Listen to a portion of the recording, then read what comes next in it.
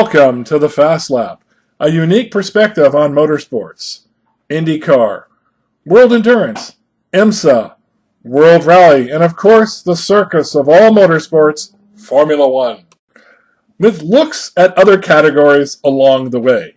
I'll be your host, Doug Peacock.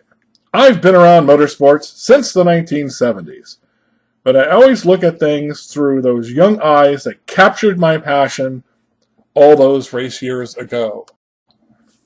With the amazing influx of new fans to motorsports since the pandemic, especially in Formula One, I want to bridge the gap between the current and past heritage of motorsports.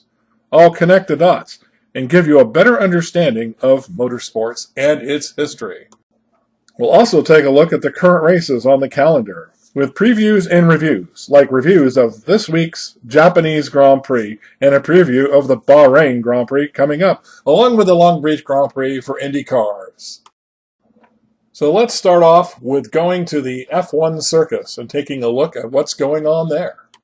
Welcome to the F1 circus. Yes, F1, because Formula One has some copyright issues with the world, so let's try F1 and see what happens.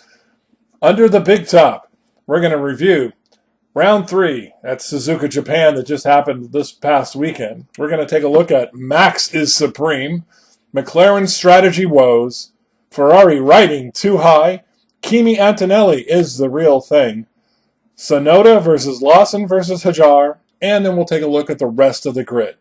Under Box, we're going to talk about the V10s to the back burner, the first triple header of the season, and Heritage Light will expose you to the modern era of Formula One and what exactly does that mean. And then we'll talk a little bit about some of the other disciplines we're going to be talking about here on the Fast Lap. Now let's take a look at qualifying for the Japanese Grand Prix. Coming in, most people thought that the papaya cars of Lando Norris and Oscar Piastri would dominate and have a front row lockout, but nope, the master Max Verstappen came through with a lap to capture his 41st pole position. He wasn't dominant in any three of the three sectors.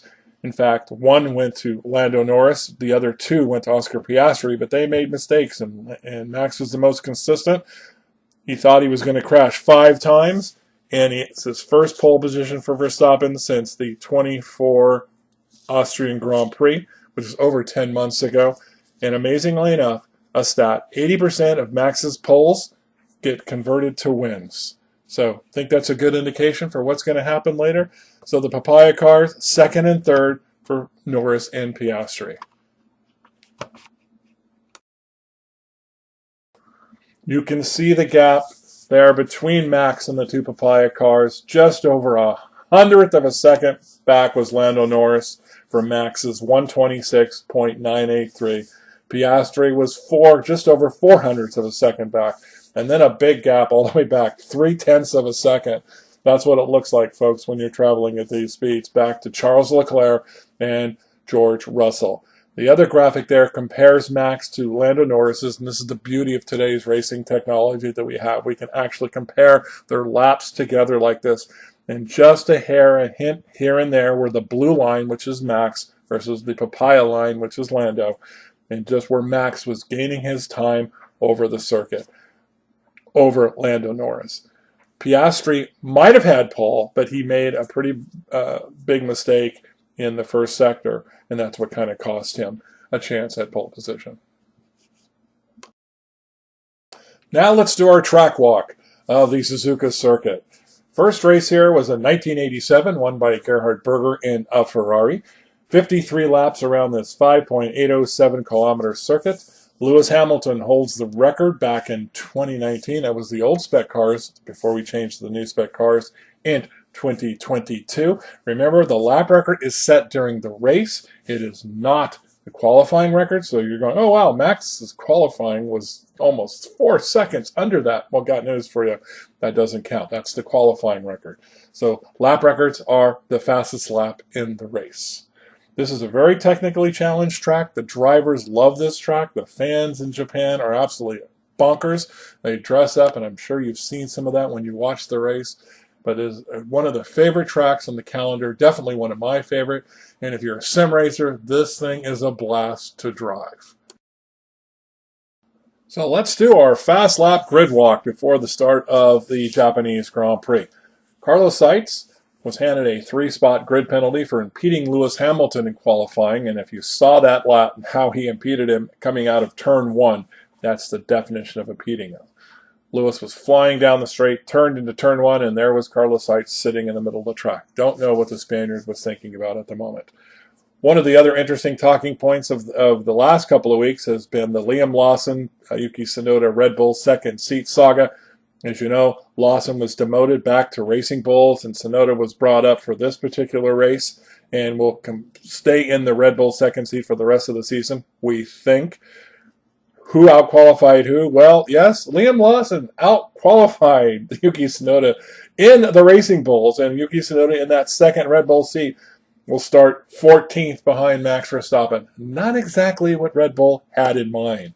But the amazing stat, Isaac Hadjar, who is the other Racing Bulls driver and is a true rookie, this is his first season, this is only his third race, will start 7th. He out-qualified by both of them by a long time, by a huge amount of time, and made it to Q3. Neither of the other two made it to Q3.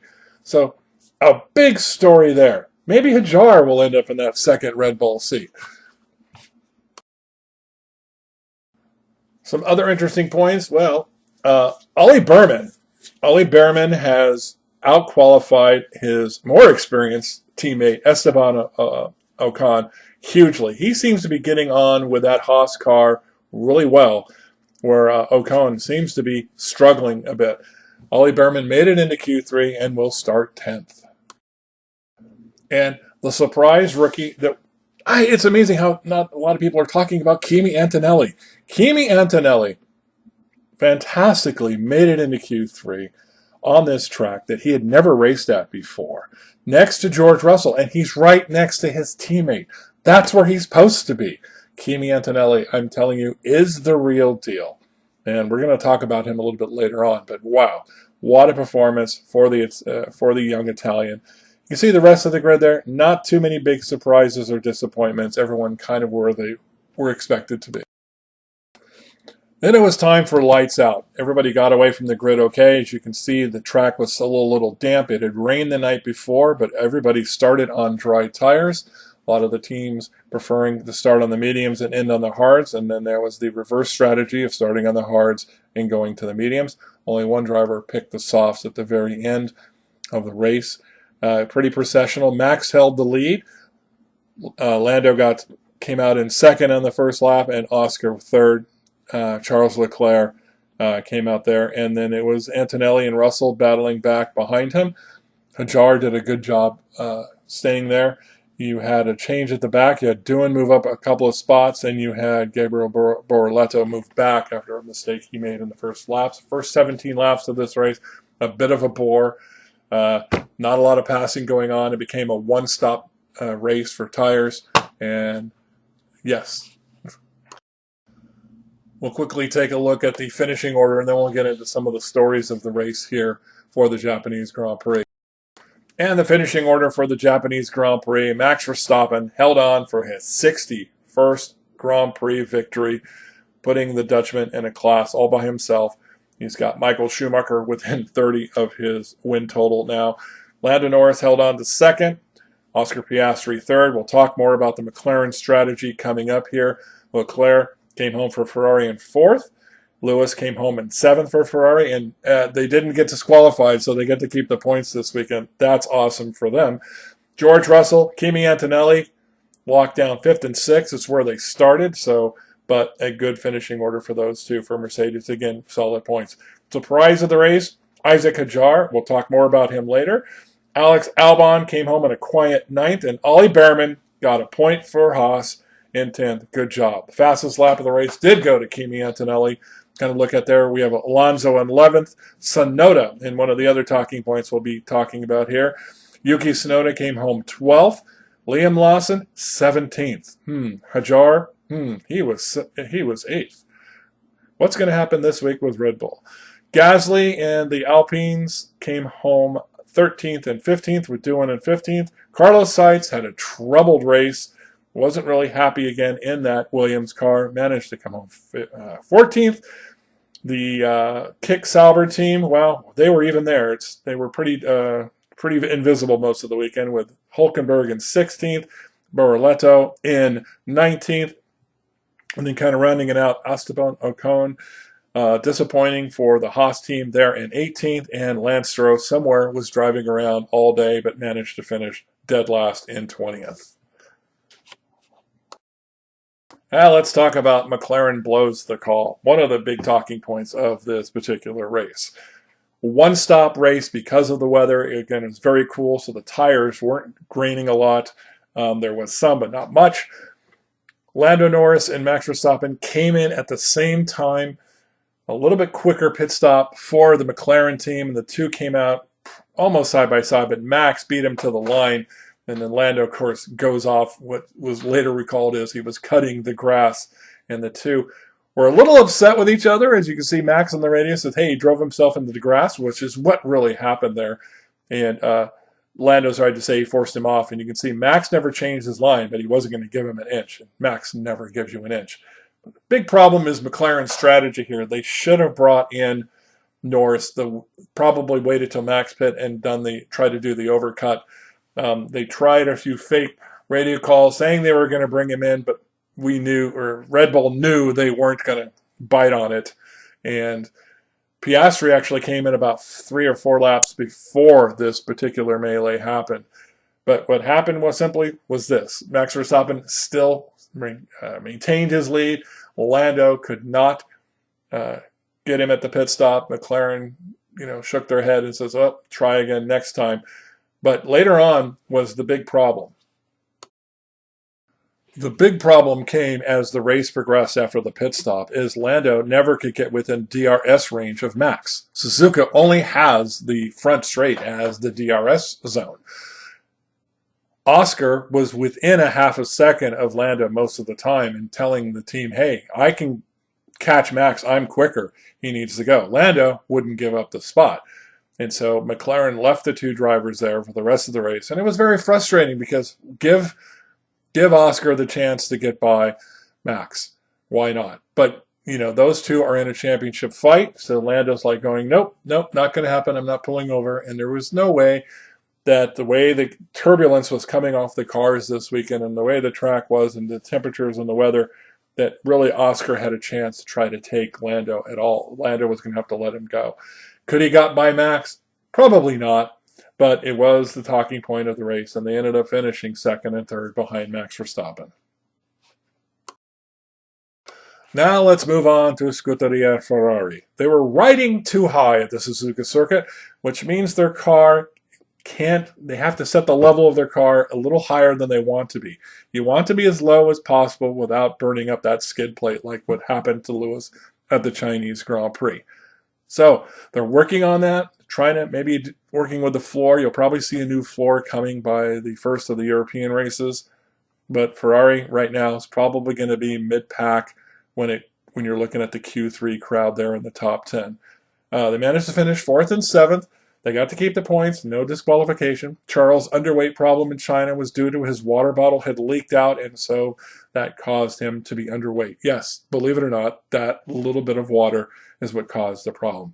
Lewis's skid plate, as they set the cars up higher, didn't have the problem here at Suzuka. They were just slower than Max's car and the two McLarens. They did win the DHL Fastest Pit Stop Award yet again, so that's good. The team seems to be working together well on that. But let's just see if they can work on the chassis. I'm thinking it's a floor problem. They also have a different suspension setup than some of the other teams, which raised a lot of eyebrows. So maybe they'll go back to the more traditional setup of the front arms being set to a more traditional spot. But yeah, the floor is probably what they're going to change to go a little quicker. Hey, let's take a look at my favorite talking point so far of the 2025 season. Kimi Antonelli. He is the real deal. He actually led the Grand Prix of Japan for a time when Max and Lando made their pit stops. He also set the fastest lap and has the new track record. We talked about Lewis Hamilton's track record from 2019. It now belongs to Kimi Antonelli. Just beat it by a couple of hundredths of a second. This driver is the real deal. He qualified right next to George Russell. Russell with many years of experience now in Formula One. Where is the second Red Bull driver? Okay, this kid is right there. He is in Q3. He drove fantastic in the race. He doesn't make mistakes. Toto Wolff looks like a total genius right now for bringing this young driver and taking the leap of faith, bringing this kid in. I've talked about sometimes you need to give the younger drivers more time to develop, more testing. This kid, like Max, has been able to come into the sport, not a lot of time in the car, and get himself antiquated to it. I'm looking for Kimi Antonelli to possibly get a win later this season if Mercedes can get some development and some updates on that car to make it quicker. He is going to be the team leader. We've heard about Max Verstappen perhaps going to Mercedes in the future. Him and George Russell don't get along. I think Russell will be gone, and I think Antonelli will be the number one Mercedes driver soon.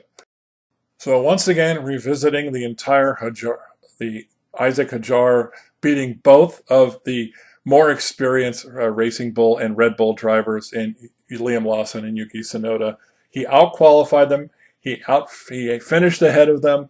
What can I say? Isaac Hadjar, again, another true rookie like Antonelli we just talked about, may be the real deal. And Tsunoda, who is the much more experienced teammate, yes, he's getting used to the new Red Bull car. It is difficult to drive. Okay, Liam Lawson back in the Racing Bulls. It is a different car from last year, so let's see what happened. It was their first race. But let's look at this kid, Isaac Hadjar. I'm telling you, this Frenchman is just doing a fantastic job. He made a huge mistake in Australia that got a lot of criticism when he spun off on the formation lap. And we saw the emotion coming out of him. But since then, he has done an amazing job. And let's keep our eyes on him, because there is a possibility that Isaac Hadjar might be driving the second Red Bull before the end of this season. It's a revolving door of who will be in that second Red Bull seat. It's ridiculous that we're still talking about this, but my God. Hadjar may be the better of the three drivers. But again, let's give Tsunoda and Lawson a little time in their respective new seats. All right, I got to go back to Friday's free practice two-shunt with Jack Doohan in the Alpine.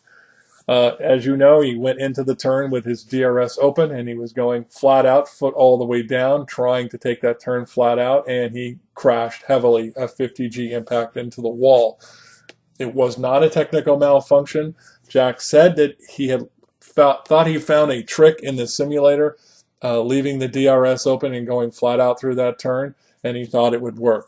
Well, this is when we found out that driving in a simulator versus driving in reality, there's a huge difference. One, reality can bite you hard, which it did Jack, and he's lucky to be alive because 30 years ago, he probably would have been dead for this. Of course, there wouldn't have been DRS back then. My other point here is practice for rookie drivers. Jack is this is only his fourth Formula One race of his career. If he had more time testing, and the testing ban is the issue here, and where he could have driven this car more and gotten used to it, he would have realized the simulator and reality of driving a Formula One car actually on a track are completely different. So Jack Doohan, please don't just think the simulator, what you can do in the simulator is what you can do in real life, because it's not. It's a huge difference. And that's one of my big problems with Formula One.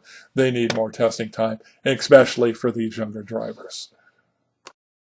Okay, what about the rest of the finishers? Well, Ollie Behrman gets my kudos for finishing 10th. His teammate, the more experienced Esteban Ocon, was nowhere to be found, not having a happy weekend at all at Suzuka. Alex Albon, a bit happy, but he did bring home points again for Williams in 9th. Carlos Sainz, his teammate, appears to be a bit lost. We all know Carlos is a good, fast driver capable of winnings with 4 Grand Prix wins to his credit, but he really seems to be a bit lost in his third race for Williams here at a track that he really loves, and just is kind of beside himself. But it's going to take time, Carlos. Look to see Carlos somewhere by the British Grand Prix to finally be getting his feet where he wants them there. at the Williams team. Alex Albon, his teammate, was also not very happy with the car. Aston Martin, well, they're sinking fast. Fernando did finish 11th in this race.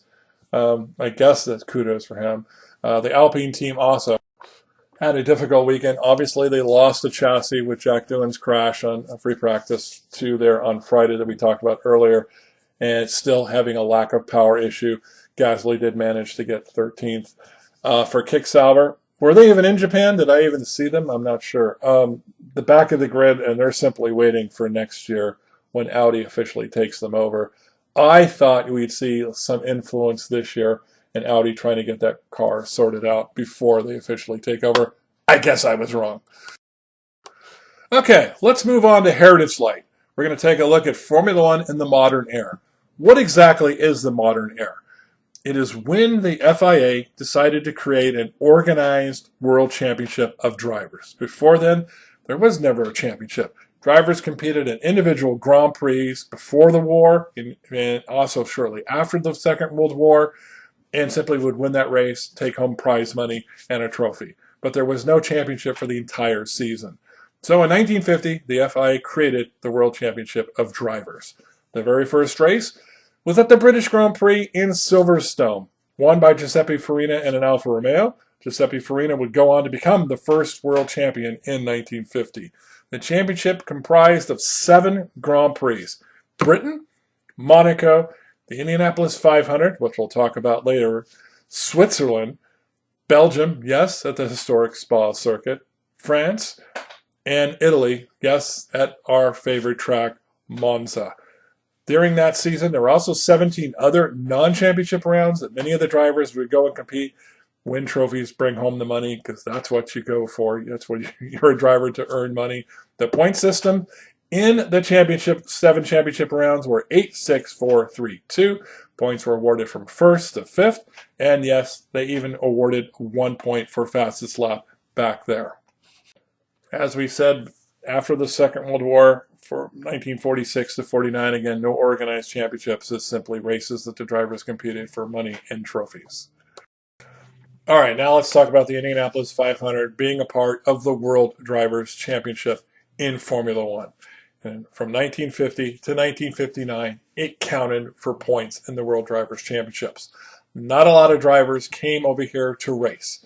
They simply didn't feel it would be worth it, the expenditures of coming over here, even though that particular race had one of the biggest purses in the world in motorsports at the time.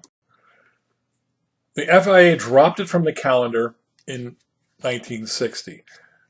Strangely enough, the same year, Jack Brabham decided to come to Indianapolis with a rear-engine Cooper. Indianapolis was mainly dominated with front-engine roadster cars. Formula One had been front-engine roadster cars until 1960-61, when we began to see Lotuses and Coopers show up with rear-engine cars. Even Enzo Ferrari wasn't a fan of that. He felt cars should be pulled, not pushed. Believe it or not, yes, the legendary Enzo Ferrari. But Brabham created a flood of drivers that started coming over here. Jim Clark, Jackie Stewart, Graham Hill, Denny Hulme, and many others came over here and started racing at Indianapolis. Eventually, Jim Clark and Graham Hill both won the Indianapolis 500 in 65 and 66. So what can I say? They took it off the championship, and then the drivers started coming. There is kind of this strange relationship between Formula One and IndyCar that's always existed. It grew stronger there in the 60s. But because of kind of the commercial and the sponsorship things that are happening today with teams, you can't really have a lot of crossover anymore. It's even hard for Formula One drivers to go to Le Mans because of sponsorship deals and stuff like that. If you're racing for one sponsor, you can't go race for another one.